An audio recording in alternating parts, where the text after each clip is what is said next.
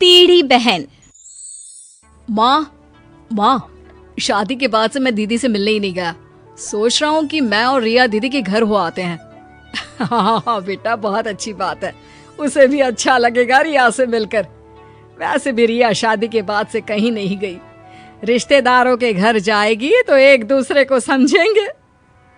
मोहन अपनी नई नवेली बीवी रिया को लेकर बहन के घर जाता है।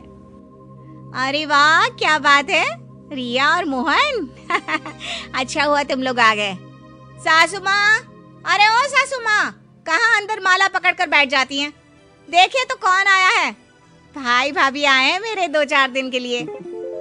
तभी ससुर जी आते हैं। अरे मोहन बेटा, कब आए? अरे वाह, बहुरानी भी आई है। अच्छा है, अच्छा है। अरे सुनती हो, बहू का भाई आया है।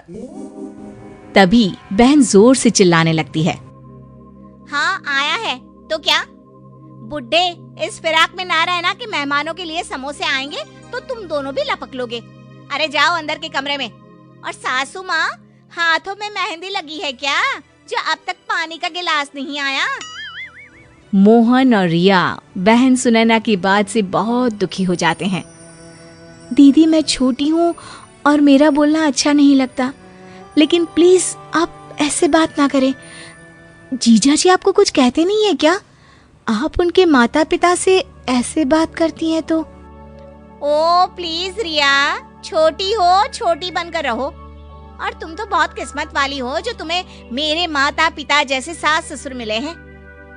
अरे ऐसे मिले होते ना जैसे मेरे सास ससुर हैं, तब पता चलता तुम्हें। अरे फिर भी दीदी, आपको ऐसे बात नहीं करनी चाहिए।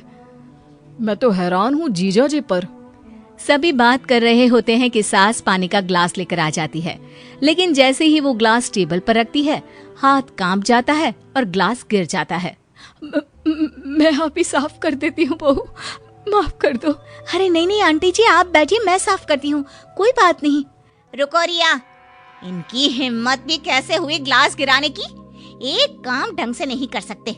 रोटी खाने को दो तो बहुत जल्दी हजम हो जाती है इनसे। सास को बहुत बेइज्जती महसूस होती है। सुनैना सास को बोले जा रही थी कि तभी वहां ससुर आ जाते हैं। वो रोकर हाथ जोड़कर बहू से कहते हैं, हम तंग आ चुके हैं बहू। तो हर किसी के सामने हम लोगों की बेइज्जती करती है। तेरी सास को मैंने कभी नहीं डांटा, लेकिन तू छोटी छोटी बात पर उसे बोलती है। मुझे ये बिल्कुल अच्छा नहीं लगता। अब हम लोग जा रहे हैं। अरे कैसी बात कर रहे हैं अंकल, आप लोग कहीं मत जाइए, मैं दीदी से बात करता हूँ। अरे जाने दो भाई, सब नाटक है। पहले भी कई बार जाने की धमकी दी है, लेकिन कहीं जाते नहीं है ये लोग। अरे इन लोगों को छोड़ो, चलो आओ बैठकर बात करते हैं। दीदी, हम लोगों को जाना है, हम फिर आएंगे। अरे कैसी बात कर रही हो? तुम लोग तो बैग लेकर आए हो ना, 2-4 दिन तो रुक जाओ। क्या रुके दीदी, तुम्हारी हरकत देखकर तो अब मन ही नहीं करता तुम्हारे घर रुकने का। सुनैना भाई के मुंह से ये बात सुनकर फिर सास पर चिल्लाने लगती है। देखा कैसे तुम लोगों के कारण मेरे भाई और भाभी रुकना नहीं चाहते इस घर में। अरे पता नहीं कब तक मेरे सीने पर बैठे रहेंगे आप। सास ससुर वहां से चले जाते हैं और मोहन अपनी बीवी रिया के साथ घर की ओर निकल जाता है। रास्ते में, क्या बात है, काफी परेशान लग रहे हैं, सब ठीक है ना? दीदी का व्यवहार देखकर परेशान हूँ। कितने शौक से जीजू के माता पिता ने अपने इकलौते लड़के का हाथ मांगा था दीदी के लिए। पता है, माँ को दीदी की ये हरकत पता चलेगी तो वो कितनी परेशान होंगी। सोचो, तुम्हारे माता पिता को अगर ये बात पता चली तो उन्हें दुख होगा, लेकिन जिनके साथ बीत रही है उनके लिए तो जीवन नर्क है। हाँ, तुम बिल्कुल ठीक बोल रही हो, लेकिन क्या कर सकते हैं? करना तो पड़ेगा कुछ, क्योंकि हम कुछ नहीं करेंगे तो वो लोग ऐसे ही दीदी से परेशान होते रहेंगे। वैसे मेरे पास एक आइडिया है। बताओ, क्या आइडिया है? वो तो घर जाकर ही पता चलेगा। रिया घर जाती है और सास की तरफ देखती तक नहीं है, वो अंदर चली जाती है। अरे मोहन, ये बहू को क्या हो गया? बड़ी बदली बदली सी लग रही है। इसको बोलो इस घर के संस्कार ऐसे नहीं है। यहाँ रहना है तो प्यार से मिलजुल कर रहना होगा। माँ, घर के संस्कार से याद आया, दीदी ने तो सास ससुर के नाक में दम कर रखा है। अब समझाती क्यों नहीं उन्हें कि वो उन लोगों की इज्जत करे, उन लोगों से तमीज से पेश आए। मोहन को लगता है कि शायद माँ ये सुनकर दुखी हो जाएंगी, लेकिन उल्टे उसकी माँ कहती है, अरे सब पता है मुझे वहाँ क्या चल रहा है, एक एक बात बताकर चलती है वो मुझे। अरे कहा है कि इज्जत करना उन लोगों को, बड़े पागल है वो लोग। पता है घर बहू के नाम कर दिया है, अब वो पूरी कोठी सुनैना की ही तो है। हाँ माँ, ये मुझे पता है। उनके ससुर ने कहा था कि हम लोगों की बेटी नहीं, लेकिन बहू के रूप में हमें बेटी मिली है, तो घर उसके नाम कर देंगे। लेकिन इसमें क्या गलत कर दिया उन्होंने? अरे कैसी बात कर रहे हो बेटा, गलती नहीं की, बहू को सब दे दिया। अब क्या चाहिए उसे जिसके लिए वो उन लोगों को पूछे। तुम भी ना बहुत भोले हो।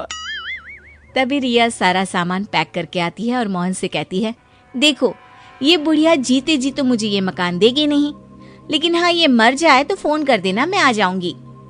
ये बोलकर रिया मोहन को आंख मार देती है। मोहन समझ जाता है कि ये रिया की चाल है। वो माँ की तरफ देखता है और कहता है, मैं तुम्हारे बिना क्या करूंगा, इनसे तो 2 रोटी बनती नहीं, भूखा ही मारेंगे मुझे भी। चलो मैं भी चलता हूँ, कहीं किराए का मकान ले लेते हैं।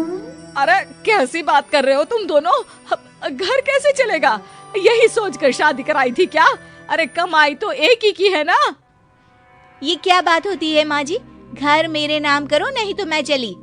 अरे अब नहीं बहू, ऐसा मत बोल। देख मैं घर का सारा काम करूंगी, अरे कोई डिमांड भी नहीं करूंगी, बस घर पर रहो तुम दोनों। माँ, हम कोई नौकरानी रख लेंगे, आपका वहाँ क्या काम, फिर दुनिया भी क्या बोलेगी। अरे नहीं नहीं रिया, चलो मैं भी सामान पैक करके आता हूँ। तभी सास भागकर बेटी को फोन करती है और घर बुलाती है। बेटी माँ के पास आती है। क्या हो गया मोहन, मेरे घर तो तू बड़े भाषण दे रहा था कि सास को ऐसे रखो वैसे रखो, और यह तुम तो बोल रही थी कि सास को माँ की तरह मानो, फिर क्या हो गया तुम्हें? वो क्या है ना दीदी, मैंने आपको देखा और आपसे यही सीखा कि सास को मुट्ठी में रखो, पूरा घर खुद के नाम कर लो और सास को नौकरानी बना दो, ठीक है ना? जैसे आपने अपनी सास की बेइज्जती कर रखी है, वैसे मैं भी इन लोगों की करूंगी। थैंक्स दीदी, ना मैं आपके घर आती और ना ही मुझे ये सब पता चलता। अब तो सुनैना समझ चुकी थी कि वो क्या गलती कर रही है। वो सभी से माफी मांगकर अपने ससुराल चली जाती है और अपने सास ससुर से कहती है, मुझे माफ कर दीजिए, मुझसे बड़ी भूल हो रही थी, मैं आगे से कभी ऐसा नहीं करूंगी।